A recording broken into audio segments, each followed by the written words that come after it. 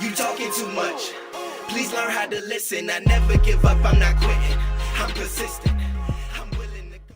Welcome back to the YI Network, where we interview every job occupation, A through Z, from the trash man to the CEO, and ask them how and why they started doing what they're doing so that you can find your dream job too. Today we have our special guest, Mr. Dave Hinton. He's been a technology consultant for over 30 years, and he now teaches engineering at Howard Community College. Now, let's go ahead and dive right in. Hey guys, I'm here with Mr. Dave Hinton.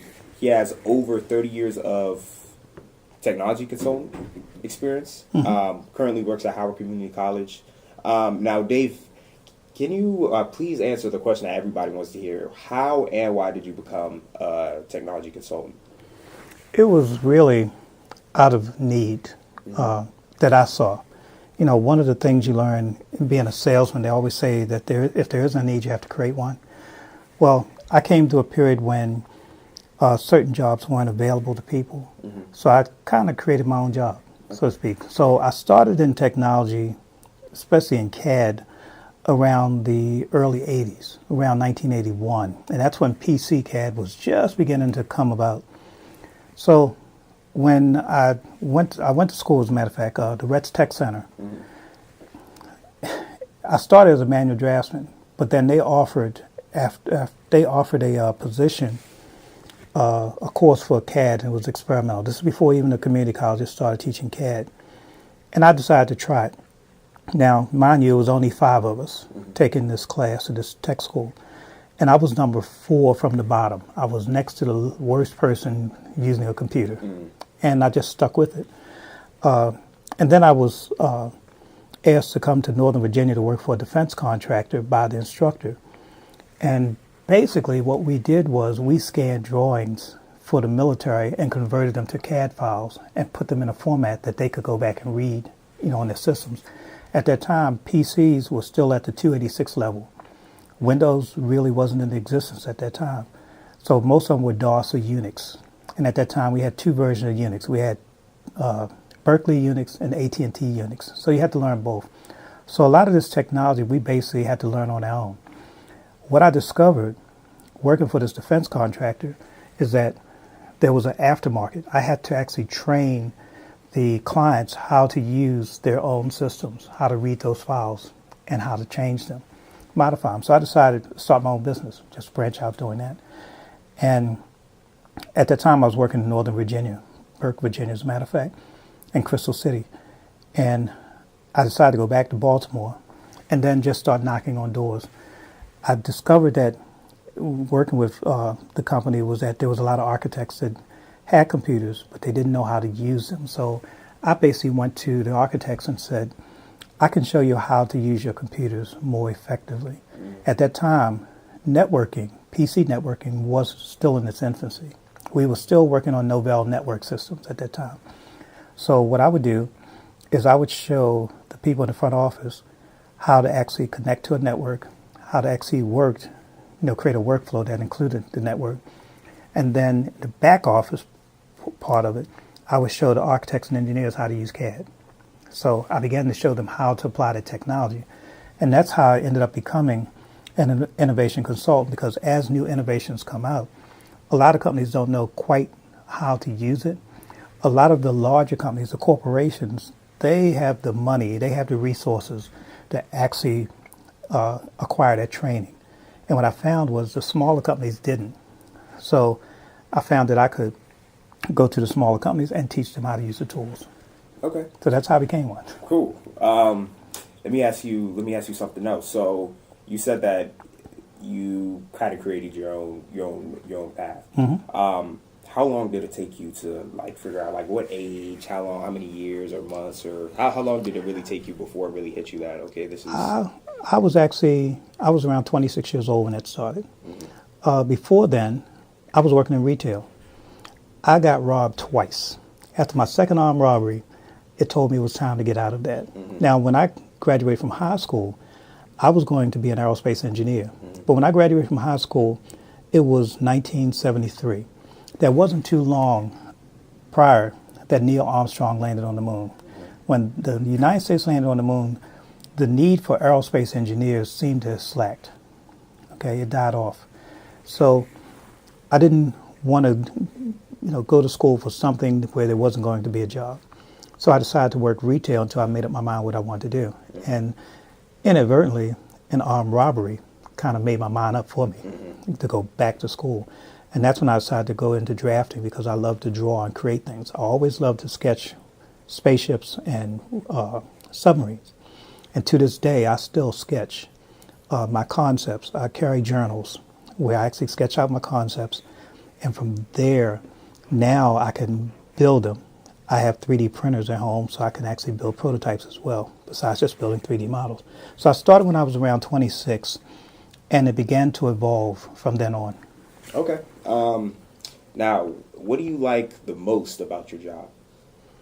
The challenge of the unknown. The challenge of the unknown? Mm-hmm. Okay, what do you like the least?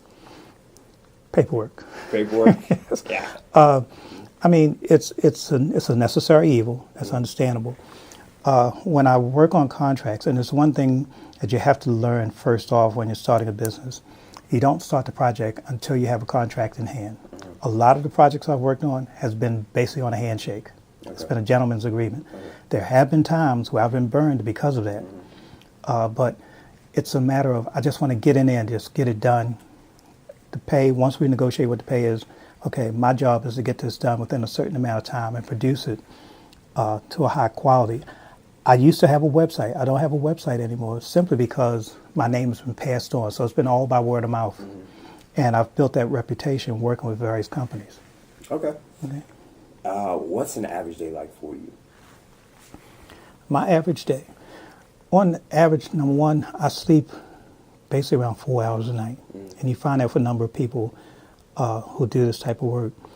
It really started when I was working in Northern Virginia, where my group, I was a night manager, so my group would scan the drawings in the evening and prep the drawings, the CAD files, so that when the people came in the morning, they had the files to work with.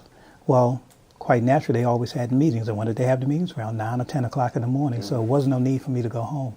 So I developed that routine of just sleeping 4 hours, and to this day, it still happens that way. So when I get up in the morning, now that I'm here at the college, I pick up a colleague and bring him to work. Even if my classes start around 11 or 12 o'clock in the afternoon, I'm still here in the morning because I have administrative things to do. Mm-hmm. Once I'm finished that, when I go home, I still have projects to work on. For instance, I built a STEAM program for roller skating, which was now 5 years ago. I sold the copyright to this nationally known skating, this company that owns roller rinks across the country. Mm-hmm. And then they actually use that program to actually bring city schools in, wherever they're located. And they're taught the physics, the science, the engineering, technology, and math behind roller skating. And originally I designed it to educate them about the roller skating business as it stands. So now I've created a STEAM program, which includes the arts for roller skating, which right now is the Baltimore City is now considering. And I have one I just finished last week for bowling. Mm-hmm. I do own the copyright for the one for skating, STEAM, and now I just applied for the copyright for the one for bowling. So it's an effort to get younger people into these particular sports and these forms of recreation. How I created it, it was based on one of the challenges that we have of people going into engineering is that they normally fall down when it comes to math. Mm-hmm. And I truly believe it's the way it's been presented to them. Mm-hmm. If you want to get someone involved into these particular fields, you got to show them how what they learn in the classroom actually applies in everyday life. Mm-hmm. I found by watching roller skating, and my family has been in roller skating for years. You would watch the kids come in and they skate around. They understand the physics, but they don't realize they're doing physics. They understand the math, but they don't realize they're doing math. So by showing them how it relates to something that they do on a regular basis, something they have fun at doing, it tends to stick with them. Okay, so we're doing much the same thing with bowling. To show them the physics behind bowling, and also the science itself of bowling. And when we get to the art, it's based, there is an art to the way a bowler actually bowls. So by doing that, you're going to get a younger generation involved in those particular sports or those forms of entertainment. So I've been working on that. At the same time, I'm still working with a couple other firms as far as we're coming up with a risk management system for entertainment, well, bowling and skating in particular, as far as how do you map the system. Okay, so I use my skill sets with GIS, Geographical Information Systems, how to create a map that is an active database that they can keep track of where the accidents occur. Once they identify on the map where the accidents occur, then in their report they can decide, okay, is it the physical aspects of it? Is it the person, or is it the bowling or the skating equipment that they're using? Mm-hmm. So the insurance companies will now have a more accurate picture of what actually is happening. So we're finding companies are beginning to get involved with that. I'm also working on a robotic system very similar to a Roomba for cleaning those type of facilities. Mm-hmm. There are a lot of robotic systems out there, but the one I've developed is unique to this particular type of entertainment, which I'm planning on presenting to the Roller Skating Association in October. Mm. So that's how my day is. Yeah, it sounds very action-packed. And normally I get calls, it depends, I work for a number of fire protection agencies where the companies will call me, give me the address of a building that does not have a fire plan. Mm-hmm. So I go in and actually field measure the building. So I measure the walls, identify where the exits are. So basically I create a floor plan of the building, sometimes a 3D model depending on if they want that or not. Sometimes they don't. But I normally give the drawings to them within 24 hours, and that's what they like. Mm. So especially during the summer, I get calls from companies to do that. Okay. All right, let's backtrack a little bit. So okay. You said about 26 years old is when mm-hmm. you figured it out. Mm-hmm. Really what I want to know is, like, what are some childhood hobbies and habits that you think contributed to what you're doing today? Mm-hmm. You know, like some... One, reading. Mm-hmm. Okay, I'm an avid reader. I grew up in Baltimore. Mm-hmm. The Enoch Pratt Library on North Avenue, I used to visit that every day mm-hmm. when I didn't have things to do around the house. And when we moved to Park Heights, I did the same thing with the library that was up there. So reading is one. Other habits, basically, I'm number 4 of 7 children. So there was 3 older than me and 3 younger than me. So I was too old to be the youngest and too young to be the oldest. Mm-hmm.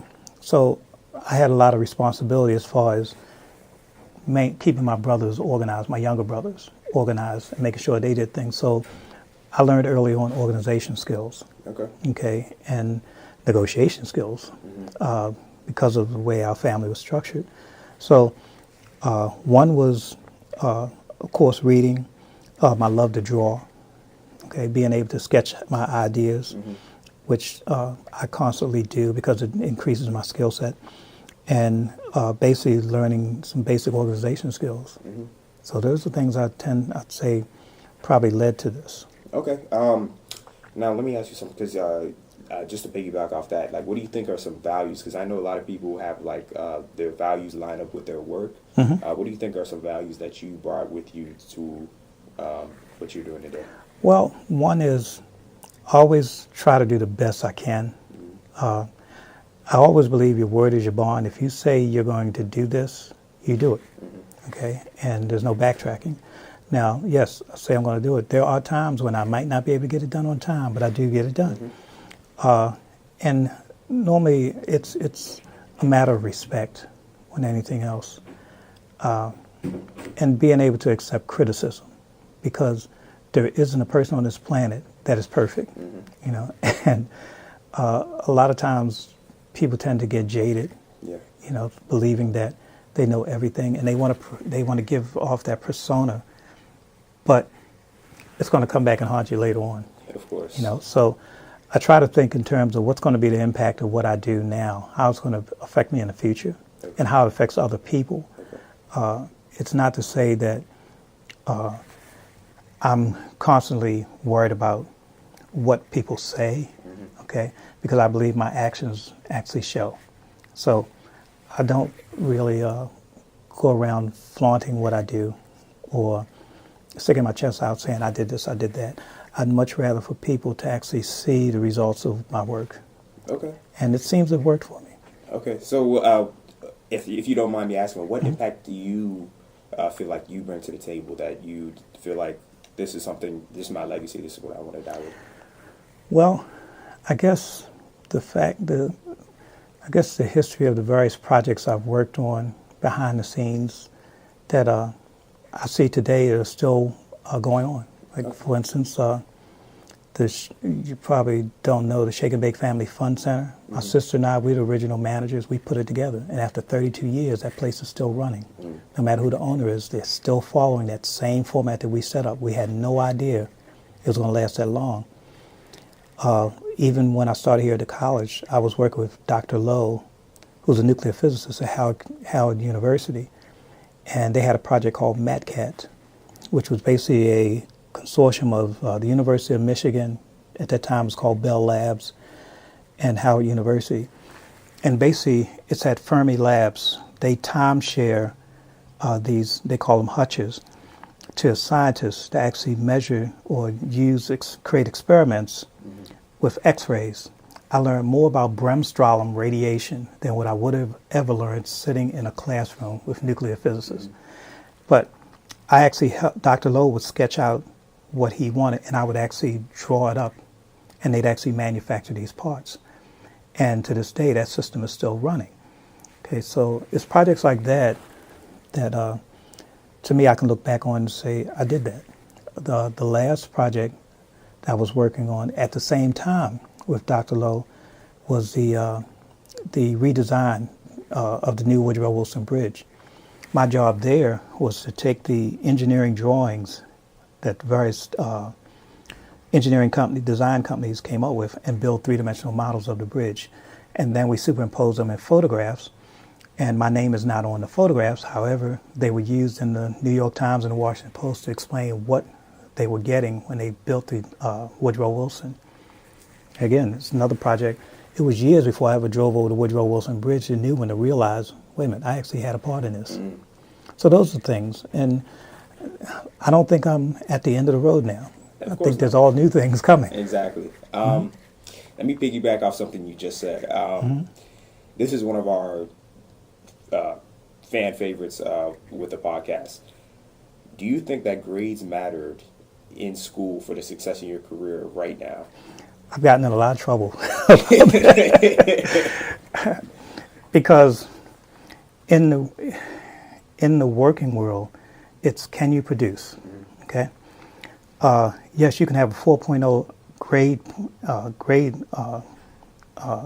point average, but that doesn't necessarily mean you can do the job. And a lot of times, the person that has the ability to sell themselves is the person that's going to get the job. A lot of companies in the career courses, they will hire you if you have the skill set. The challenge is when they decide to go into management, because they tend to use your degree or what degree you have as sort of a barrier as to are you capable of actually, doing the job and going into management. So we try to advise students that you do need that degree, you really do. It may not help you, you may not think it helps you at the beginning of your career, but as you begin to get closer to, let's say, closer to middle age, and you decide, I want to get off the technology treadmill, I want to get into the management of the new people coming in, or you may be forced into doing that, then you're going to need that degree. And that grade point average is going to actually matter. But then again, it also depends on what particular industry you get in on. Because when I started CAD, PC CAD was in its infancy. So I came in when it was just starting, and I've been with it ever since then. So I've seen it evolve. A lot of things where it would require, a degree in engineering, I get grandfathered in because of my actual field experience. So they do count. The field experience eventually does carry more weight than the education, okay? But initially when you're first starting out, yes, you do. Okay. All All right, so let's wrap things up. Okay. There's a lot of people out there who are searching for a career, and some might be interested in the position you're in right now. What's one piece of advice that you could give them that you think will carry them forward to help them figure it out? They always say do your homework, which in reality, yeah, you want to do your homework, but you first got to find out what it is that you love doing. Okay, teaching is not something I wanted to do. It was a calling I just never heard. I came here on a bet. It was an architect that bet me I couldn't teach more than 4 people at one time. And I said, pick a place, any place. And I was still an independent consultant, and he picked Howard Community College. To me, Columbia was a halfway point between Washington and D.C. I had Baltimore, D.C. Yeah. And I had no inkling of this at all. So it wasn't something that I saw I was going to do. But I'm kind of glad I did. After 29 years of being here, I'm kind of glad I did, because the fact that, one, I've helped a lot of people get jobs, and do pretty well. The other is I could see how technology is evolving, and deciding when should we start teaching people how to use this technology. Because the way I see it is, the end game in education is to provide a what they call an intelligent workforce to industry. So it doesn't matter whether you're graduating from a 2-year degree, or you're graduating with a 4-year degree. The end game is you're going to get a job when you finish. So we should be providing you with those skills that's going to help you get that job. But first, you've got to make up your mind what it is you want to do. Now, that's going to change. It is going to change as things evolve. But there's some basic things such as reading comprehension, writing, and speech.